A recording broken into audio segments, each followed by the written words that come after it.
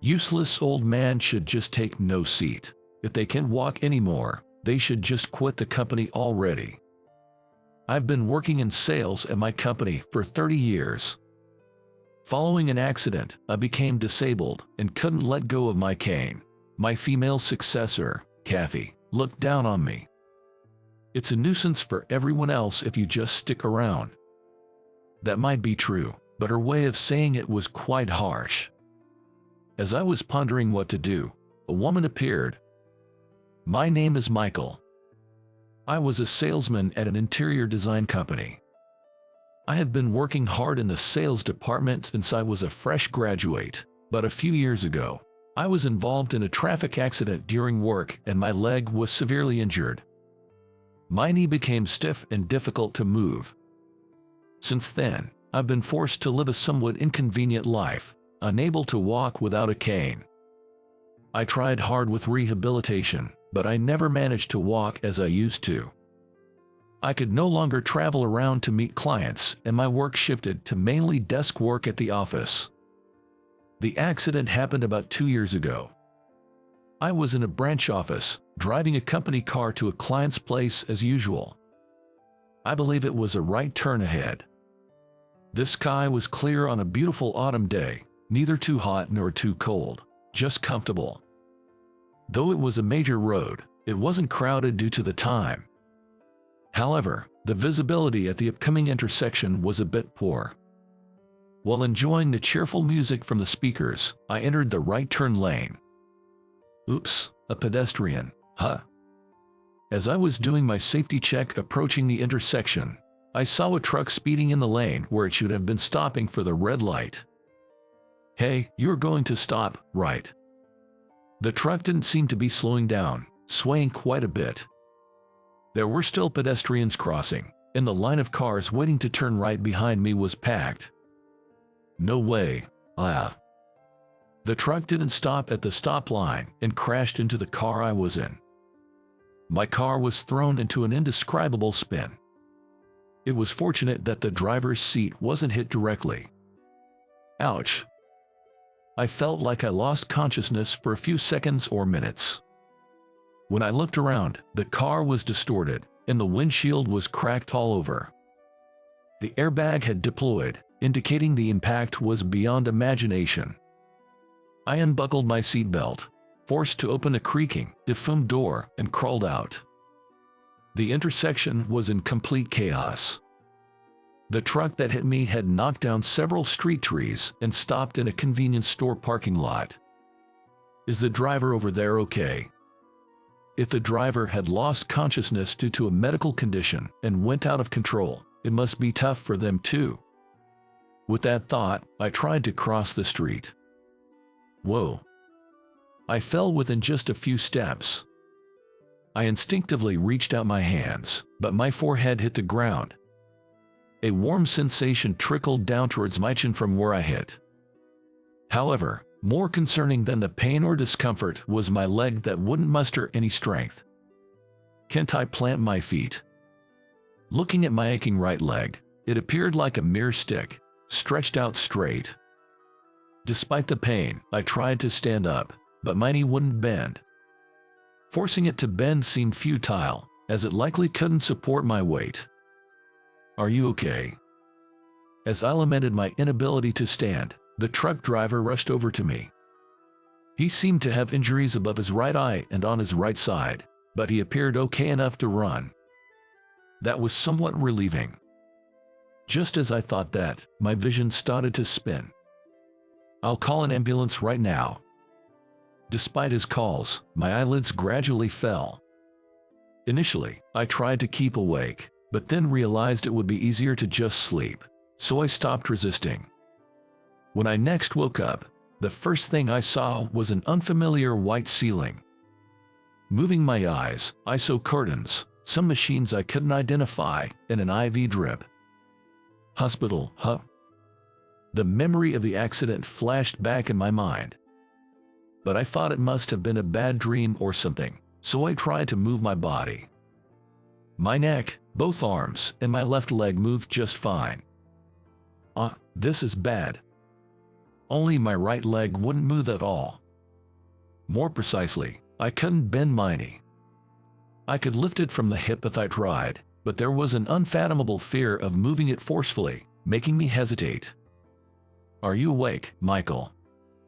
As I groaned to myself, a man in a white coat parted the curtains and appeared. "I am Dr. Miller, in charge of your care." "Thanks." My brusque greeting seemed to darken Dr. Miller's expression. He said nothing for a few seconds, just looking at my immobile right leg. "How's my leg? How long will it take to heal? When can I start driving and moving around again?" "It won't be immediate. Let's work hard on rehabilitation. I'll assist you." From Dr. Miller's hesitation and tone, I could somewhat guess. My leg would probably never return to how it was before. Running freely was likely impossible now. Strangely, I felt no sadness or anger towards the truck driver. I just felt incredibly sudden. Even though I understood that my nearly 30-year career as a salesman had abruptly ended, I couldn't fully grasp it emotionally. "Hey, when can I drive again? When will I be able to travel all over the country?" "Michael." Even though I knew it was impossible, I kept asking Dr. Miller the same questions. I wanted affirmation. I wanted him, a medical expert, to tell me that I could be a salesman again. But he didn't say that. Giving hope and not lying contradicted each other in this situation. As a doctor, he probably couldn't say anything irresponsible. It was then that I first shed tears. The cause of the accident was the truck driver falling asleep at the wheel. It wasn't due to a loss of consciousness from a chronic condition or drowsiness from medication side effects. The working conditions at the trucking company he worked for were extremely poor, and he hadn't been getting enough sleep. The night before the accident, he had hardly slept and was on his 12th consecutive day of work. "I'm truly sorry." The driver, who had brought a gift as a gesture of apology, offered his deep apologies to me, seated in my wheelchair. "Please don't apologize. You're a victim in this situation too. Since the fault lies with his company, I couldn't blame him. Besides, no matter how much he apologized or how much money I received, it wouldn't make my legs work again. I will have to live with this disability for the rest of my life. That fact remains unchanged. Well, it's time for my rehabilitation, so I'll be taking my leave now. If there's anything I can do for you, please let me know. I want to take some responsibility." Despite my telling him not to apologize, he continued to do so as I left. "In that case, could you push my wheelchair to the rehabilitation room? I'm not used to operating it and my arms are sore." "Of course, leave it to me." Though I had asked for his assistance, neither of us knew what to talk about, and we reached the destination in silence. He had to go to the police station that afternoon, so we parted ways there. As for me, I continued with my usual rehabilitation routine. I would fall into my right leg, then get up using the strength of my arms and left leg. I repeated this frustrating process so much that I sighed. As a result of continuing with rehabilitation, I reached a level where I could walk somewhat with the aid of a cane. However, I couldn't work outside as actively as before. Not wanting to resign myself to unemployment, I obediently followed instructions to transfer to the administrative department of the same company. At the same time, for certain reasons, it was decided that I would transfer from the branch to the headquarters. After I started working in the administrative department at the headquarters, I received a message from Kathy, who worked at the branch. Kathy had taken over my duties at the branch and was a 30-year-old woman serving as the manager of the sales division. It seemed she wanted to visit the headquarters for inspection. The lack of interaction between the headquarters and the branches had been an issue, so this was a good opportunity. Thinking so, I accepted her request. She is coming to the headquarters today. As someone familiar with her, I volunteered to be her guide. It looks like Kathy has just arrived. Welcome to the headquarters. How can I help you today? I walked to the office in trance, leaning on my cane, to greet her. Thank you. Please show me around as soon as possible. I don't have much time to spare. I had intended to welcome her warmly, but she spoke with a somewhat cold attitude. I've heard that people nowadays tend to be more detached, but is this what they mean? Yet, somehow, she seems a bit different from before. Understood. I'll show you around. First, I'll start with the office we're in. Turning around, I indicate each section with my left hand. My right hand still on the cane. This is the administrative department. Since my transfer, I've been working here. I might be in other areas at times, but feel free to approach me if you need anything. Even as I said that, Kathy didn't even offer a courtesy smile. She just kept scribbling notes. I want to engage with her more casually, but I wonder if it's a lost cause. That back there is accounting, and by the window over there is the development department. As I continued with the detailed explanations, Kathy closed her notebook with a snap and started walking briskly. Kathy. She proceeded without saying a word. Following her, it seemed she was going around greeting each department head. If that was her plan, I wish she would have told me. I sighed inwardly at this thought. This is the Vice President's office, and beyond that is the President's office. They've been informed of your visit for inspection. Is that so? She didn't meet my gaze even for a second, but finally responded. Kathy then moved on to the Vice President's office without a second glance. After a few minutes, she came out and headed straight to the break room, where she began greeting people who were making coffee. She skipped the president's office upon seeing a not present sign. Kathy moved on from one place to the next without waiting for me, dragging my leg along. As she said earlier, she must be busy. Next is the development room. It's located above the factory, so shall we go? Oh. Kathy had already started walking in the middle of my explanation. Her heels clicked as she ascended the stairs. Since I needed to use the elevator, I had to take a longer route. Are you ready yet?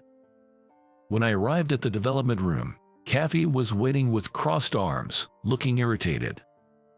I'm sorry for the delay. It's because of my leg. I apologized with a sheepish smile, but she glanced at my cane, sighed, and looked away with a hum sound. Taking out a notepad and pen from her pocket was probably her way of urging me to hurry up with the explanation. Here, we handle everything from interior design and planning to handmade prototypes and considering mass production. Technical details are hard to grasp from verbal explanations alone, and I wasn't familiar with them either. With this in mind, I had already spoken to the head of the technical department, David, in advance. Please, come in. Oh, and please change into slippers at the entrance. Yes. She responded coldly again and entered the development room. She was listening to the explanations, but I couldn't help feeling like she disliked me. So, this is how the development process flows. I see. That's very clear. Kathy was very engaged in David's explanations, nodding vigorously. Her tone was bright and cheerful, a stark contrast to her interactions with me. Seeing this, I felt a bit uneasy. Did I do something to upset her? As we were heading to the reception room after the last part of the tour, Kathy surprisingly initiated a conversation. Why did you come to the headquarters, Michael? Well, it's because of this leg, I suppose. I really wanted to continue as a salesman, but I can't drive anymore. As usual, there was no response, only the sound of my cane and her heels echoing in the hallway. People at the branch said they miss you. Wouldn't it have been better if you had stayed? The way she phrased it didn't seem like a pure question. Maybe I'm reading too much into it, but it felt like there was an underlying message of, isn't it presumptuous for someone like you to be working at the headquarters? Well, the transfer was decided by my superiors at the time. Even though I tried to be vague, Kathy's expression didn't clear up. It seemed she held the idea of working at the headquarters in high regard. I believe that the work doesn't change whether at the branch or headquarters, but she seemed to think differently. Being involved in major projects and career advancement seemed to require a position at the headquarters, in her opinion. And she's not the only one who thinks this way. I've heard there are other employees who share Kathy's perspective. You could have stayed comfortably in the countryside. Why were you transferred to the headquarters? Well, I'm not sure why. Kathy was grumbling complaints while walking a few steps ahead of me. The distance between us kept growing. It must be tough for the headquarters too, having someone who's a drag on the team. Perhaps thinking she had made a clever joke, she looked back at my leg, smirking as she spoke. I've become used to such comments and continued to ignore them without taking them to heart. Don't you think it's nonsensical that you, who can hardly do anything now, are at the headquarters while I'm stuck in a rural branch? Her veiled insults gradually turned into direct rudeness. We arrived at the reception room amidst this uncomfortable atmosphere. Upon opening the door to the reception room, she immediately took the seat. She crossed her legs and leaned back in her chair. Useless old man should just take no seat. If you can't walk anymore, you should just quit the company already. It's a nuisance for everyone else if you just stick around. As soon as we entered the enclosed space, she insulted me with a laugh. That must have been her true feelings behind all the snide remarks she had made so far. Ha ha ha, perhaps you're right. I responded with a laugh, not letting it bother me, which only seemed to frustrate Kathy more. Being unfazed by her words must have been irksome to her. Following her words, I didn't take a seat and stood there. Then, there was a knock at the door. "Excuse me." With that, the door opened, and a woman entered. In her hand, she carries a tray with 2 cups of coffee. Her name was Sophie. She was the head of the secretarial department and served as the president's secretary. Often featured on the cover of the company newsletter, she was somewhat of a celebrity within the company, known across both headquarters and branches. Of course, Kathy would know her face and name. Why would the president's secretary be serving coffee to us? Kathy was surprised and asked this question with wide eyes, but Sophie seemed too flustered to respond. "Dad, why are you standing there? Did your leg get worse?" She abandoned serving coffee and showed concern for my leg instead. The coffee on the tray, though not spilled, was rippling. "No, it's not like that. I did walk more than usual today, so I'm a bit tired, though. Could I have some coffee?" "Oh, why don't you sit down? You had me worried." With my explanation, she regained her composure and carried the tray to Kathy. "I'm sorry to keep you waiting." Wait, are you two related? Like, are you father and daughter?" Picking up on the unexpected connection from our conversation, she asked the president's secretary. "Yes. Sophie is my daughter. While some people are aware of this, others simply think we share the same last name by coincidence." Kathy was one such example. "The president recently changed, and now my father is serving as the president. I have the honor of being his secretary, though it's a bit embarrassing to be a family member in this role." The president changed. Kathy's mouth fell open in shock at Sophie's words. Wasn't this communicated to the branch as well? Perhaps there was a misunderstanding. Kathy turned pale, her previously crossed legs now placed squarely on the floor. I hadn't mentioned it, thinking she was already aware. So, she didn't know. The person she had been disparaging and belittling was the president of the headquarters. It must have been a shocking revelation for her. "Kathy, it seems you've been quite supportive to my father.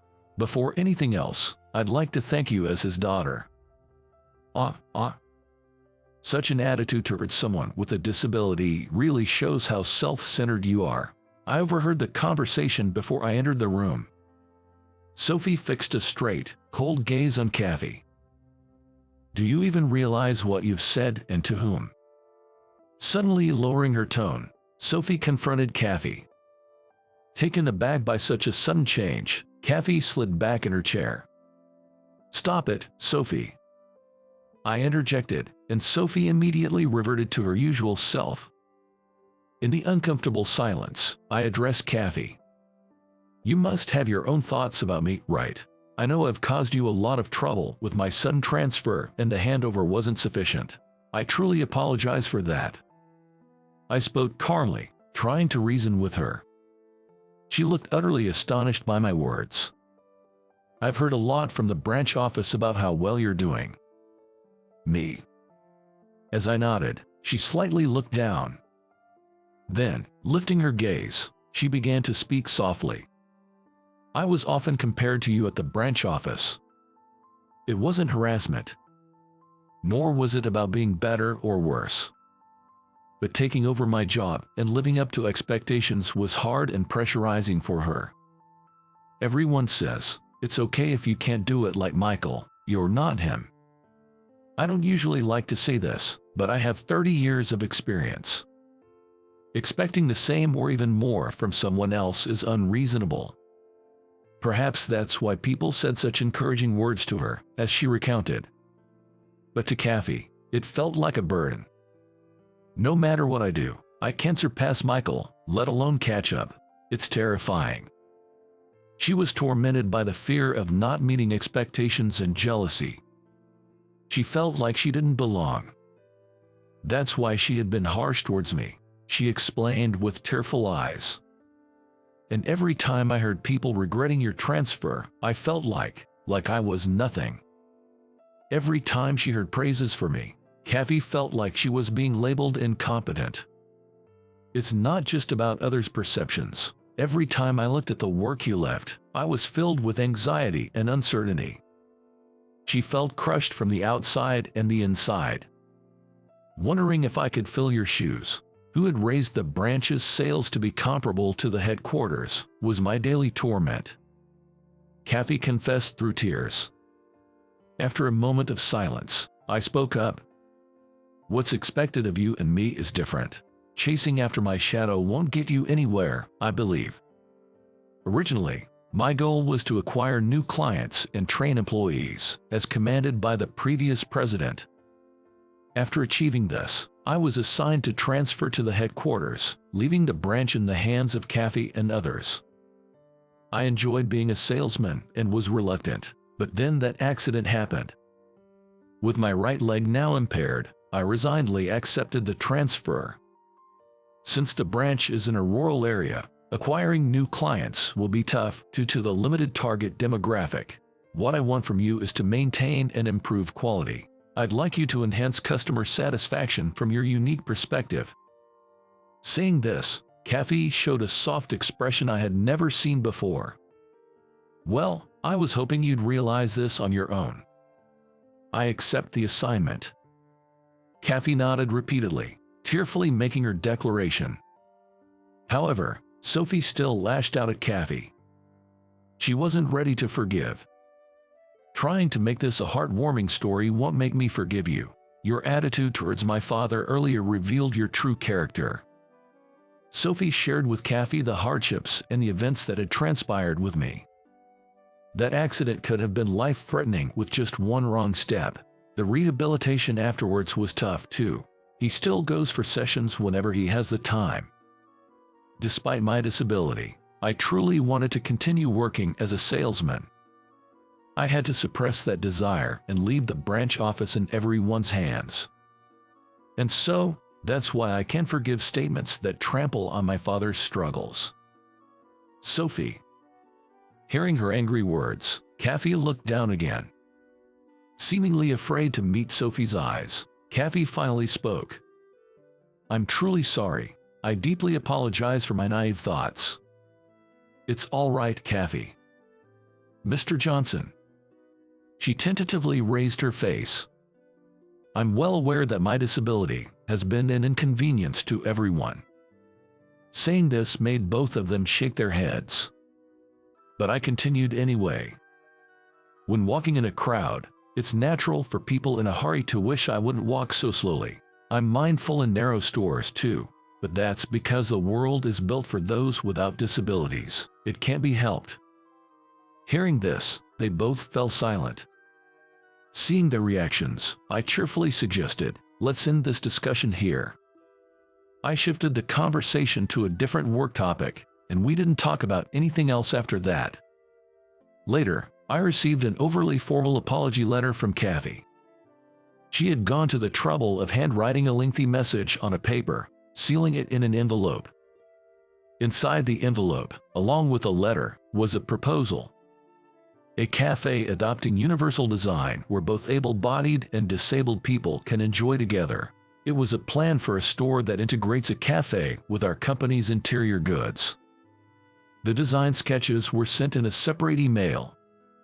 They included designs with no elevation changes for those with walking difficulties. The proposal also includes the installation of handrails that balance both aesthetics and functionality, as well as the development of chairs that are easy to sit in. The proposal also suggested providing tableware that could be used by people with arm and hand disabilities, allowing everyone to choose according to their needs.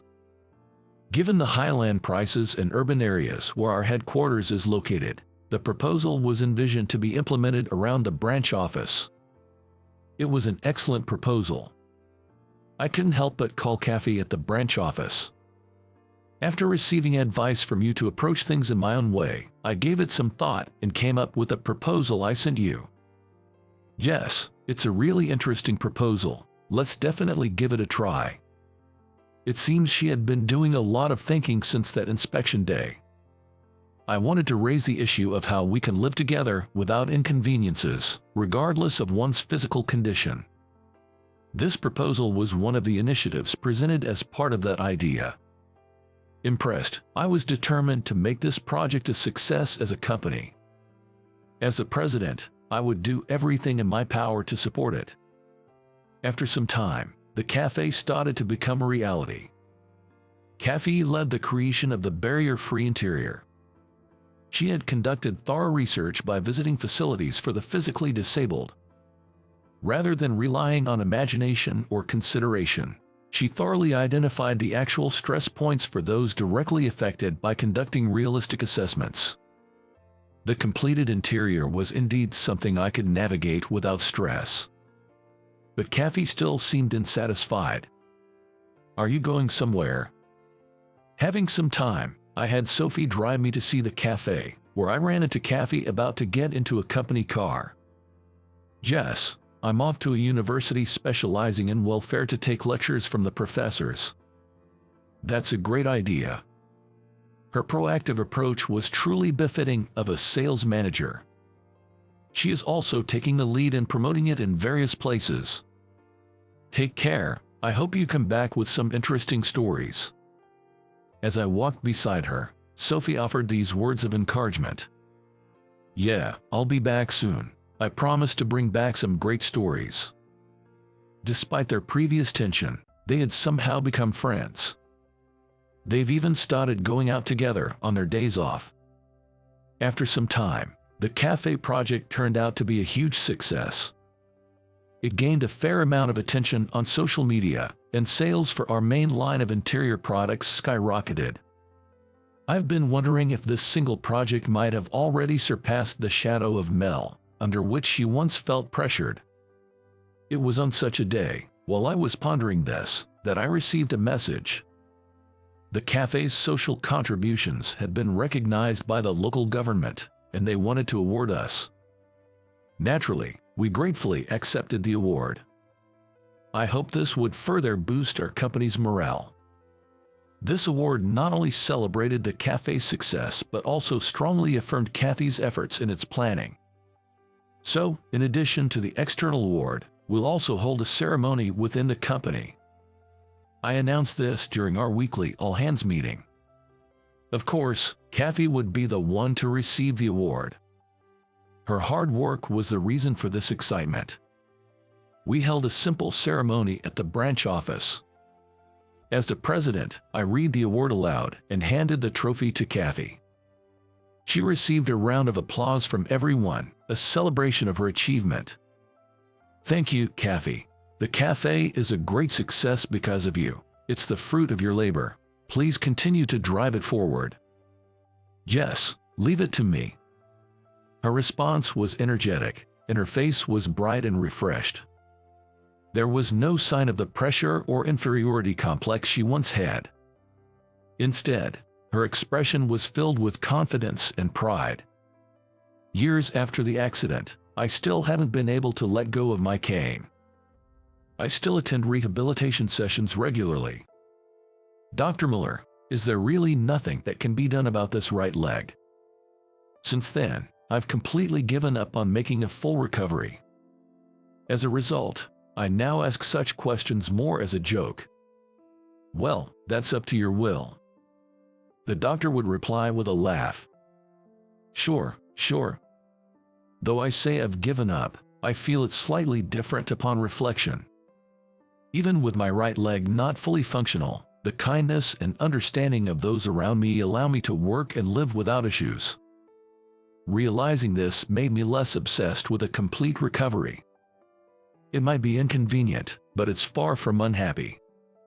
So, I've decided to live with this disability for as long as I can. A society where everyone shows empathy and helps each other.